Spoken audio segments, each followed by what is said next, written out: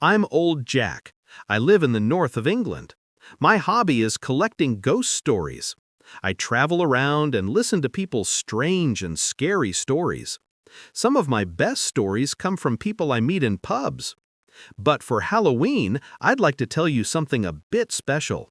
This is not a story from a famous castle or hotel.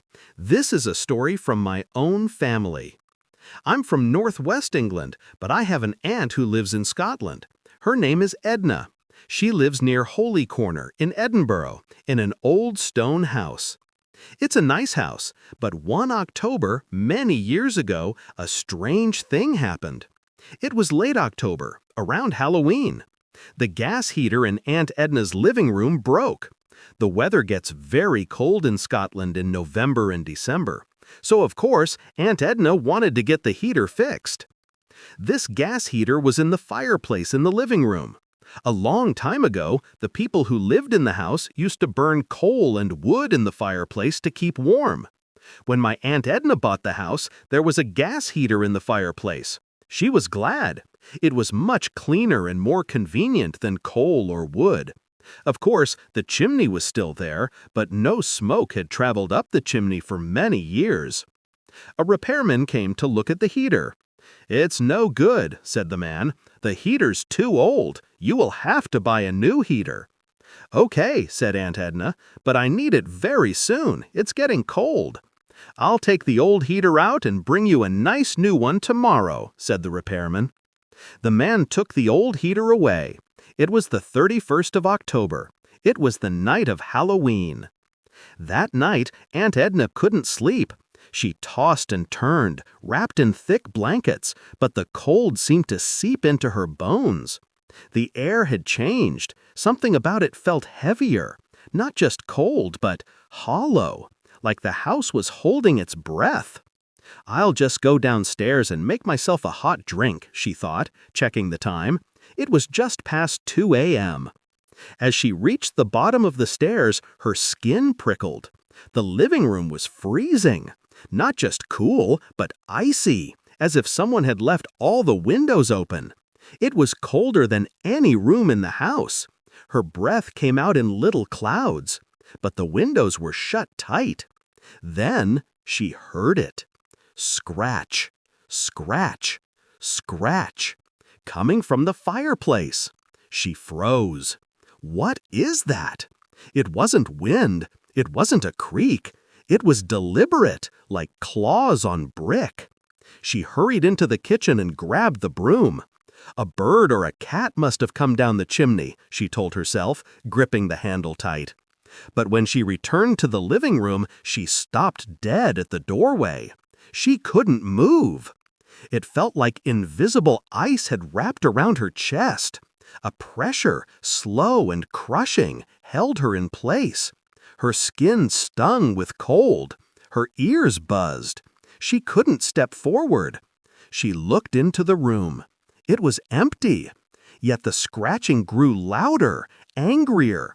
A dragging sound now, like something shifting just above the fireplace. Twisting, restless. Her heart pounded. She wanted to scream, but nothing came out. She turned, slowly, broom shaking in her hand. The moment she stepped back into the hallway, the invisible weight vanished. She could breathe again. In the kitchen, she put the broom down. Her hands were shaking.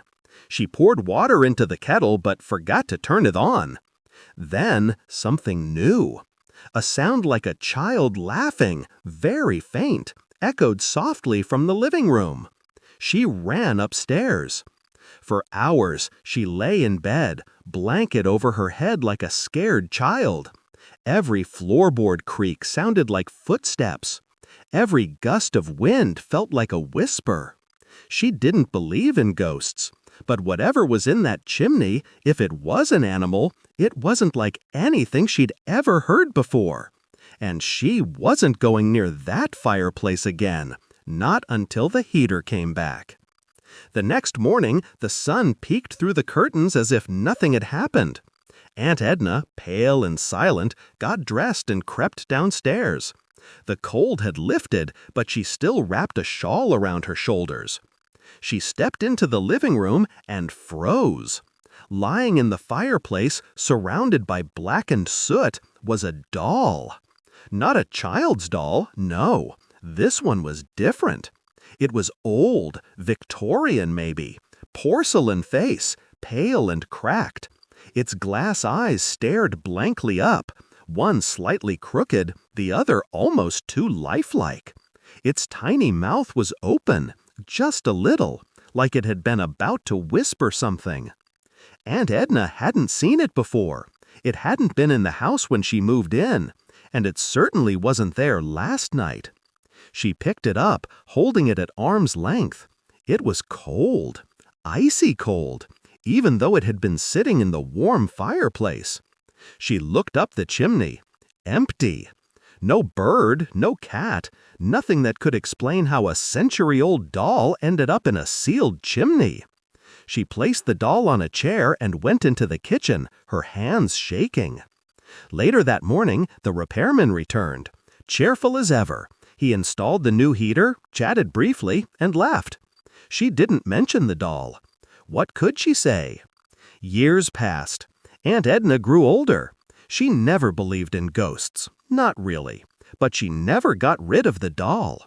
She placed it inside a dark cupboard in the living room and left it there, wrapped in a tea towel, eyes hidden. And here's the part she still talks about today. Whenever she tried to move the doll, even just into another room, the living room would go ice cold.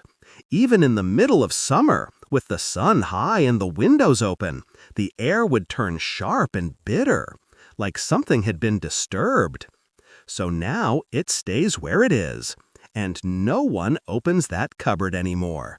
Not even Aunt Edna. She says sometimes, on very still nights, she hears scratching inside the chimney again. And once, just once, she swears she heard a voice from behind the cupboard door. Just 2 words. I'm back.